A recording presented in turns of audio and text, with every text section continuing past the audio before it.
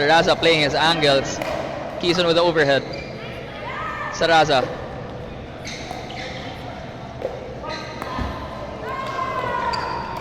Chloe Hernandez with the net court. Saraza with the overhead. Saraza shooting for the kill and a drop. Chloe Hernandez gets one. Calver. And now the replay here.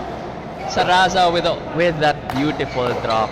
Tignan mo yung pagsayaw ng kaliwa, kanan, taas, baba. And honestly, ibang level talaga itong mga pro athletes natin dito today. Lahat partner ang bababa. Hindi lang mababa talagang kahit na hands battle, placement.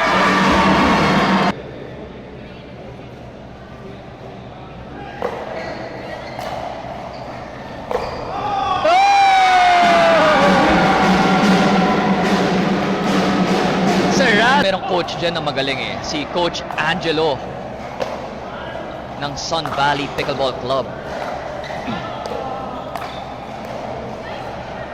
Ganda naman Medyo frustrated na siya from what we can see so far. Davis Alano trying to make sure that the fight is still going. Beautiful cross court.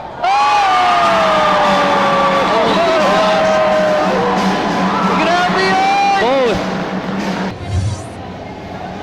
And here's the replay. Kim Saraza caught backhand side, very deep cross court return. Davis Alano